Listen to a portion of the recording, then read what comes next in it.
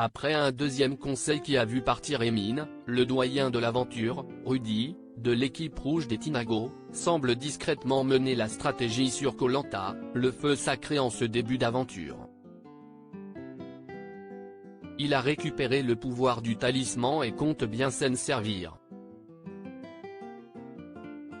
Interview. Pour ce deuxième prime de Koh Lanta, le feu sacré, des alliances commencent à se tisser. Et notamment, entre les deux équipes menées par Elena, les Rouges, qui a agacé les internautes dès le premier épisode, et Nicolas, les Jaunes. À ce petit jeu, Rudy, candidat charismatique des Rouges à qui Nicolas a donné le pouvoir du talisman, semble avoir une longueur d'avance. Très proche de Tania chez les Jaunes, il pourrait bien lui venir en aide et s'en faire une alliée. Il revient pour Télé Loisirs sur ses deux premiers épisodes et les forces en présence. Nicolas a compris que ce n'était pas le meilleur des choix. Télé Loisirs, on ne vous voit pas très emballé d'être choisi par Elena dans l'équipe rouge, qu'est-ce qui vous a déplu chez elle, de prime abord? Rudy, comme beaucoup de candidats, j'aurais préféré être dans l'équipe de Nicolas pour son charisme et sa sportivité. L'arrogance d'Elena était un peu compliquée à gérer au début. On ne se connaissait pas encore et le premier jugement que je me suis fait d'elle qu'elle était hautaine. Mais ce n'était pas si grave, je peux composer avec son comportement arrogant. Ce qui est important et intéressant chez elle, c'est sa force physique. Elle était dans les premières à la sortie du bateau, elle a fini première au parcours du combattant. Et puis j'étais rassuré de me retrouver dans la même équipe qu'Esteban. Pourquoi ne pas avoir profité du deuxième conseil pour l'éliminer, comme prévu? J'étais d'accord avec Martin, pourquoi éliminer Elena alors qu'elle est forte? Il faut voir plus loin. Elle était clairement au-dessus d'Emine, qui est quelqu'un de très gentil mais pour qui c'était compliqué sur les épreuves. Si on éliminait Elena, on se tirait une balle dans le pied au prochain jeu avec un élément moins fort. Elle a peut-être un mauvais caractère mais elle se défend. Et moi, personnellement, je n'avais pas vraiment de problème avec elle, j'ai su apprivoiser son caractère. Quand on y arrive, on ne voit que ses bons côtés et notamment son côté sportif.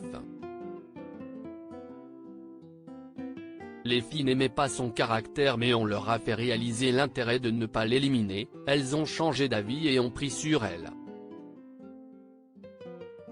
Et Esteban avait raison, tactiquement, si on enlevait un garçon, on obligeait les jaunes à mettre de côté un élément fort pour les épreuves. Personne ne me fait peur. Vous avez aussi dit au sujet de Nicolas, chef de l'équipe jaune, je préfère l'avoir avec moi que contre moi. Oui. Si j'avais eu le choix. Le but dans Koh Lanta, c'est de rester le plus longtemps possible. Donc au début j'aurais préféré être dans la même équipe que lui. Mais je me retrouve en face alors on part à la guerre. Je suis un sportif, personne ne me fait peur. Je préfère avoir un adversaire à ma hauteur donc Nicolas. Avez-vous été étonné qu'il vous choisisse pour vous donner le pouvoir du talisman? Non, je n'étais pas du tout étonné. Nicolas est quelqu'un de droit. C'est un grand sportif, franc et très fair-play. Il a fonctionné au mérite. On est encore en début d'aventure et on pense moins au côté tactique, stratégique. Je pense que par la suite, il a compris que ce n'était pas le meilleur des choix. Vous auriez pu l'utiliser puisque vous n'étiez pas en danger. C'était trop tôt. Il y a des moments où il ne faut pas trop jouer et attirer l'attention. Il fallait que les votes soient une décision collégiale. Mais ne vous inquiétez pas. Il ne finit pas sa phrase, note de la rédaction. Que vous a dit Tania à l'oreille et qui va mettre le feu aux poudres dans la tribu jaune. Juste après le jeu, elle m'a dit qu'elle était clairement en danger. Je me suis dit, mince, c'est chaud pour elle. Comme je vois que par rapport aux épreuves, ça pêche un petit peu et que ça risque d'être elle après Célia, la prochaine sur la sellette, note de la rédaction, je comprends que je peux la rallier indirectement à ma cause. Dans ma tête ça va vite, je garde précieusement l'information. Je me dis que si je pouvais sauver quelqu'un avec le talisman, ça serait elle. Et que forcément elle me rendrait l'appareil.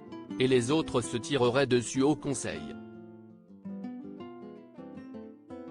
Mon but c'est de foutre la haine dans l'équipe adverse. Ma stratégie est de fédérer. Finalement, si vous vous redonnez mutuellement le talisman, avec Nicolas, vous pouvez vous protéger tous les deux jusqu'à la fin. Si je le redonne à Nicolas, j'avantagerai quelqu'un de fort alors que mon but, c'est quand même de le blesser. Vous êtes donc beaucoup plus stratège que lui ? Ah oui totalement. Mais moins qu'Alexandre ? Pour moi Alexandre a sorti son mode stratège trop tôt. Il s'est fait remarquer dès le début en s'en prenant à Elena, juste pour mettre en avant les anciens. Ce n'était pas possible. Il a créé une division dans le groupe. Quand on commence une telle aventure, montrer qu'on est stratège n'a jamais été bénéfique. On l'a déjà vu dans tous les autres Koh-Lanta. Certains sont super forts en stratégie du début à la fin et s'en sortent, mais ce n'est pas évident. Quel est le stratège de Koh-Lanta pour vous ? Il y a deux formes de bonne stratégie, opposées, l'une est moins intelligente que l'autre. Claude était très fort, stratège et intelligent. Il s'est mis tout le monde dans la poche pour diriger les votes au mérite. Comme il était fort, il aurait pu faire peur et se mettre tout le monde à dos.